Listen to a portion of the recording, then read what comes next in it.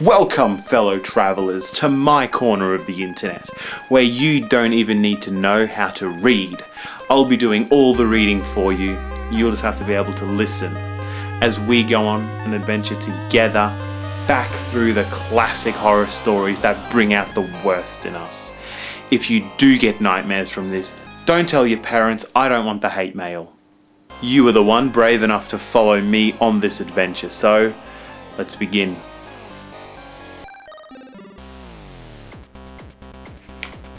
This will be the House of No Return.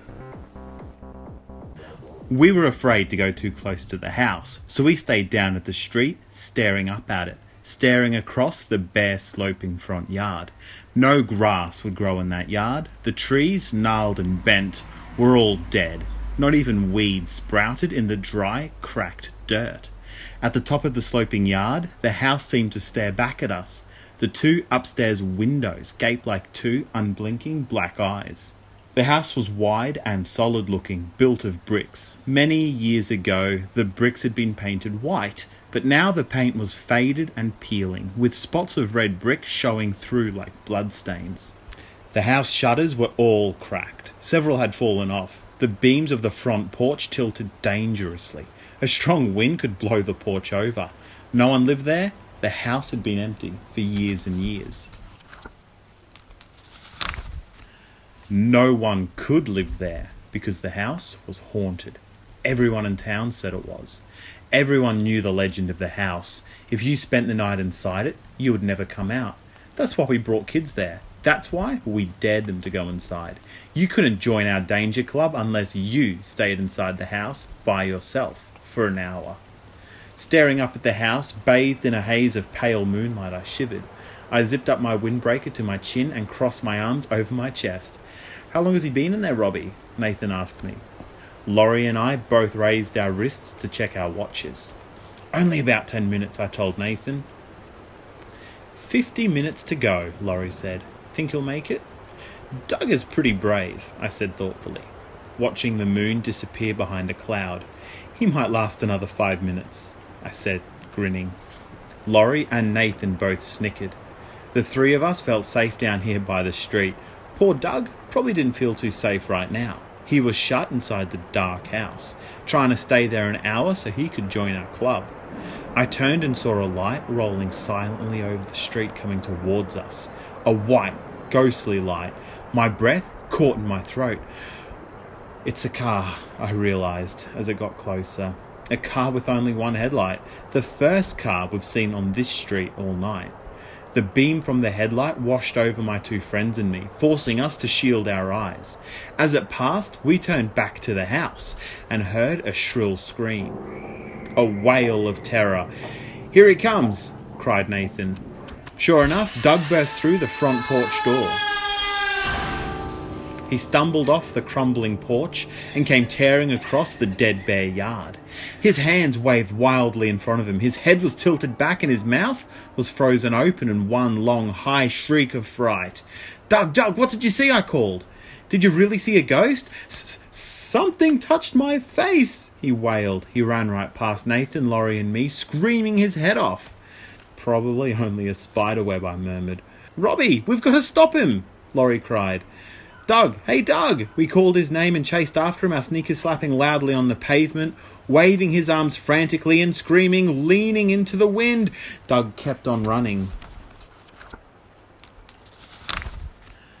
We couldn't catch him.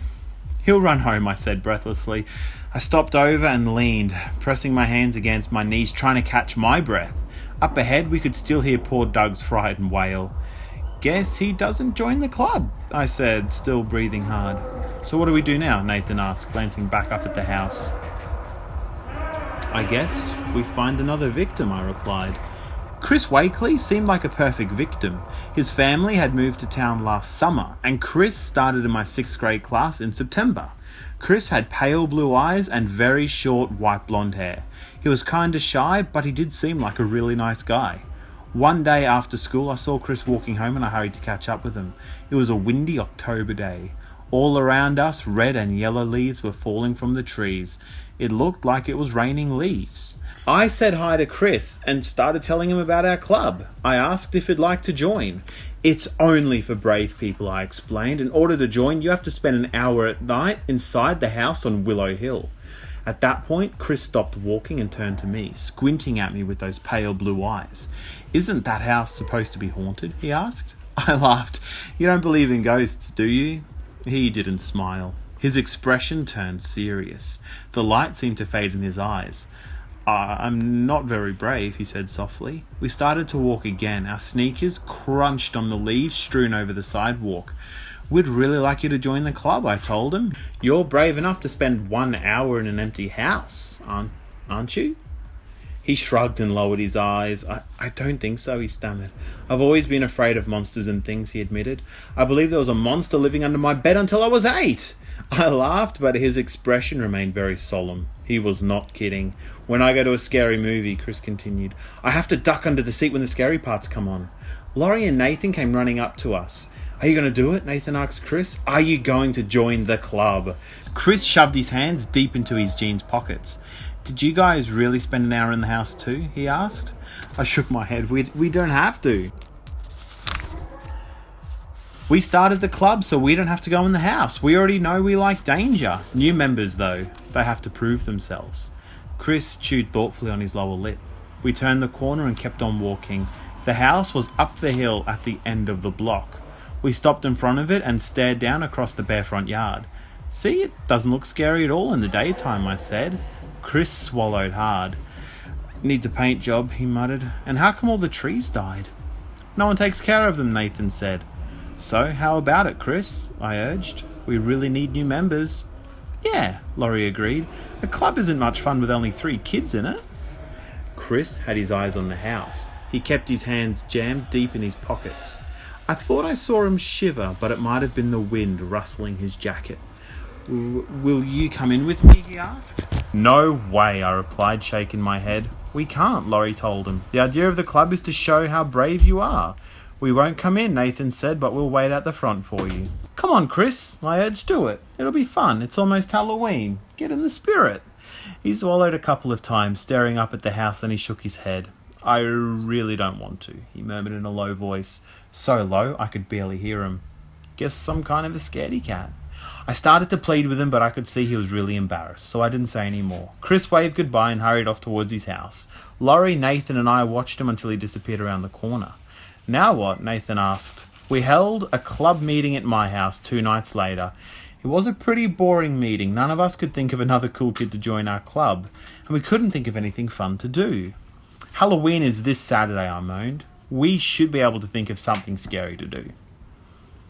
"What are you going to dress up as?" Laurie asked Nathan. "Freddy Krueger," Nathan replied. "I already bought the metal fingernails." "Weren't you Freddy Krueger last year?" I asked him. "So? I like being Freddy Krueger," Nathan insisted. "You and every other kid in school," Laurie muttered. Laurie planned to dress up as a vampire, and I had my monster costume all ready.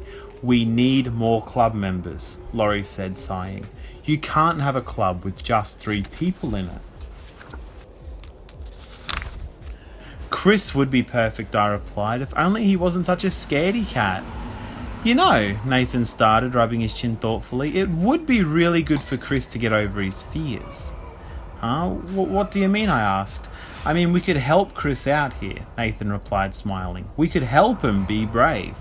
I still didn't quite understand. "Nathan, what are you saying?" Then his smile grew wider. "We could force him to go into the house." I called Chris later that night and invited him to go trick-or-treating with us, and he said yes. He sounded grateful to have some kids to go around with, so he'd only been at our school for 2 months and he hadn't really made any friends yet. The 3 of us met at my house on Halloween.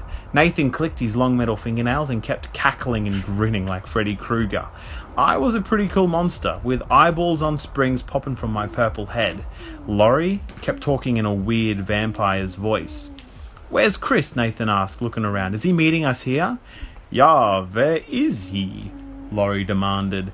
We were all a little bit tense. We were playing a mean trick on Chris, but we knew he'd feel good about things at the end of the night. The doorbell rang, and we all ran to answer it. Chris stood in the porch light, his face an ugly green.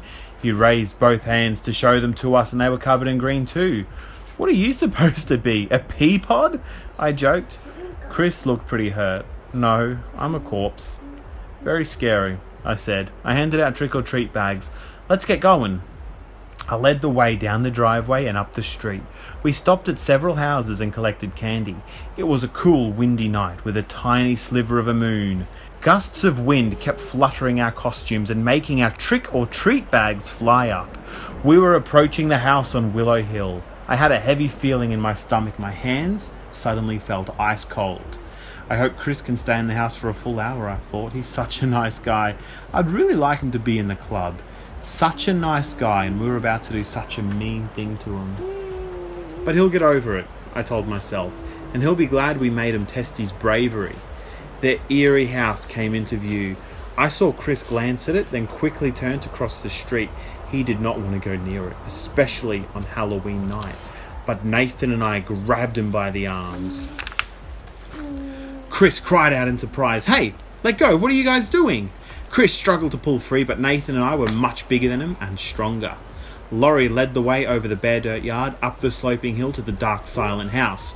Chris tried to swing both arms. He tried desperately to break free, but Nathan and I dragged him onto the tilting porch up to the front door. No, please," Chris pleaded. "Please, don't do this, don't." I turned to him, and even under the green makeup, I could see the terror on his face. The poor guy was totally freaked. "Chris, you'll be okay," I said softly, soothingly. "Go inside, it'll be fun. We'll wait for you, I promise." "You'll be proud of yourself," Laurie told him, helping to push him up to the door. "And then you will be in our club." Laurie started to push open the heavy door. Nathan and I moved to shove Chris inside, but to my surprise, he reached out and grabbed my arm. "Come in with me, please," he begged. His eyes were wide with fright. "Please, I'm too scared. I'm just too scared." He held tightly onto my arm. Let's all go in together, okay?" I glanced at Laurie and Nathan. "No way," I replied. "You've got to prove your bravery, Chris. We'll see you in an hour." We gave him a hard shove inside the house, and we slammed the heavy door behind him. "He seems so scared," Laurie said, her voice muffled by the vampire fangs. "He'll be okay," I said. "Let's wait for him down by the street." We took our places at the bottom of the driveway and waited. And waited. We checked our watches after 10 minutes, after 20, after half an hour. "Chris is doing great," I whispered, my eyes on the dark windows of the house. "I didn't think he'd last 2 minutes." "He is a lot braver than I thought," Nathan said from behind his Freddy Krueger mask. We huddled up closer together, staring at the house as the wind shook the trees all around us. Heavy clouds rolled over the moon, covering us in darkness. We waited 10 minutes more, then 10 minutes more. "He's going to do it," I said, checking my watch again. "He's going to stay in there for a full hour." "Let's really give him a big cheer when he comes out," Laurie suggested. As the hour ended, we counted off the last 30 seconds out loud, one by one. Then we took a few steps up the driveway, eager to congratulate Chris and welcome to the Danger Club. But the front door didn't open, and the house remained dark and silent.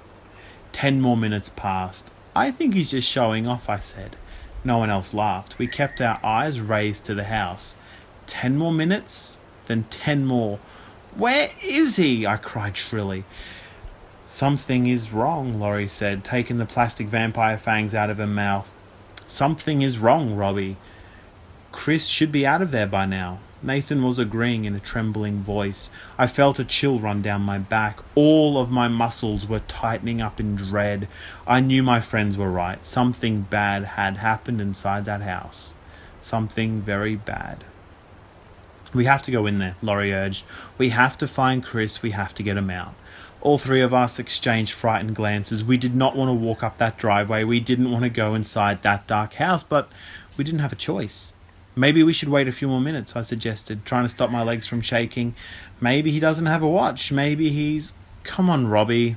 Laurie gave me a hard tug. "Chris isn't coming out. We have to go and get him." The wind swirled around us, fluttering our costumes as we made our way up to the front door. I started to open the door, but my hand was so sweaty the doorknob slid under my grasp. Finally, Nathan and I pushed open the heavy door. The rusty hinges creaked as we opened the door and peered inside the solid blackness. "Chris," I called. "Chris, you can come out now." My voice sounded tiny and hollow. No reply. "Chris, Chris, where are you?" All three of us began calling him. The floor groaned and creaked underneath us as we took a few steps into the living room. The wind started to rattle the old window panes. "Chris, can you hear us? Chris!" No reply. A loud crash made all three of us cry out. The front door had just slammed shut behind us. "It's just the wind, guys," I choked out. It was much darker with the door closed, but it didn't stay dark for long. A pale light flickered at the top of the stairs. It looked at first like a dozen fireflies all clustered together. I gasped as the light flared brighter and floated down the stairs like a shimmering cloud. "Let's get out," I cried, too late. The shimmering cloud spread around us, and inside it I saw two frightening figures. A ghost, a man and a woman, hazy and transparent except for their red, glowing eyes. Their terrifying eyes sparkled like fiery coals as they circled around us, floating silently. I can see right through both of them, I realized. This house really is haunted. "Where's Chris?" I managed to blurt out. The man's voice was a dry whisper, the sound of wind through dead leaves. Your friend? He went out the back door," the ghost replied, "about an hour ago." "We didn't want to let him go," the woman whispered. Her eyes were red, glowing brighter.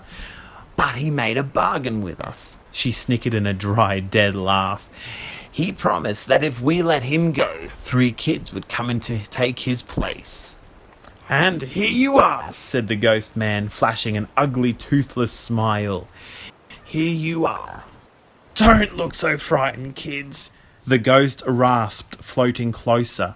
"You might as well make yourselves at home. You're all going to be here forever." Thank you, Traveller, for being here tonight and letting me be a part of your nightmares. I hope you find your way back real soon.